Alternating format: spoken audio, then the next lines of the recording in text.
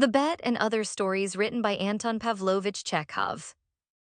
Ivan Ivanich Lapkin, a pleasant-looking young man, and Anna Zambliski, a young girl with a little snub nose, walked down the sloping bank and sat down on the bench. The bench was close to the water's edge among thick bushes of young willow. A heavenly spot. You sat down and you were hidden from the world. Only the fish could see you and the catspaws which flashed over the water like lightning.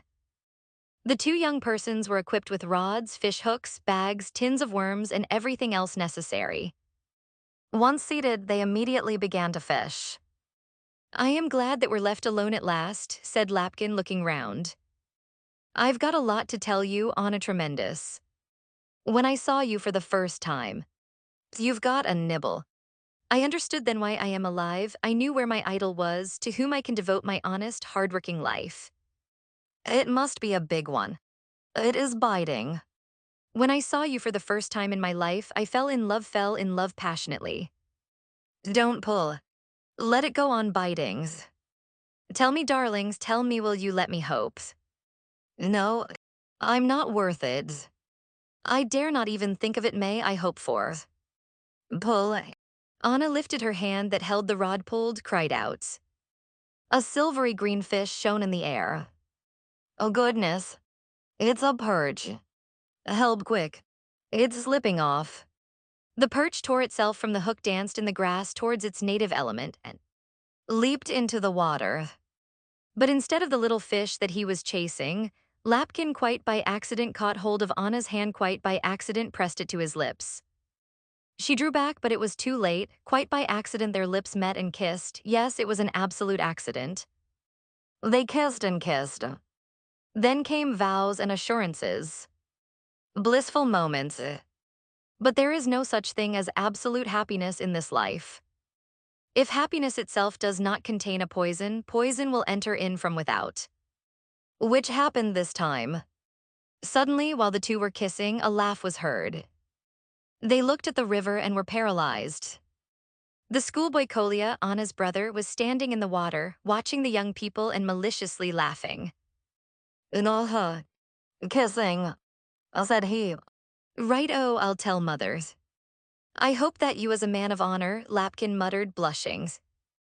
"It's disgusting to spy on us, it's loathsome to tell tales, it's rotten." "As a man of honor. Give me a shilling, then I'll shut up." The man of honor retorted. "If you don't, I'll tell." Lapkin took a shilling out of his pocket and gave it to Kolia, who squeezed it in his wet fist, whistled, and swam away. And the young people did not kiss any more just then.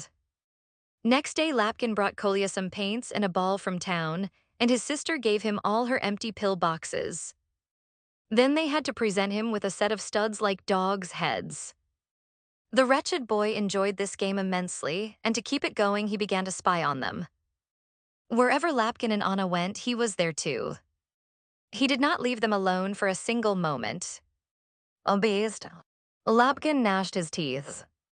So young and yet such a full-fledged scoundrel. What on earth will become of him later? During the whole of July, the poor lovers had no life apart from him. He threatened to tell on them, he dogged them and demanded more presents. Nothing satisfied him. Finally, he hinted at a gold watch. All right, they had to promise the watch.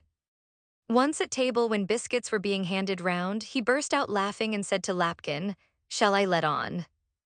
"Let on." Lapkin blushed fearfully, and instead of a biscuit, he began to chew his table napkin.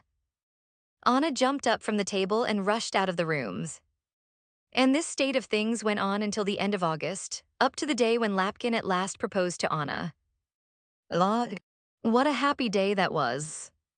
When he had spoken to her parents and obtained their consent, Lapkin rushed into the garden after Kolia.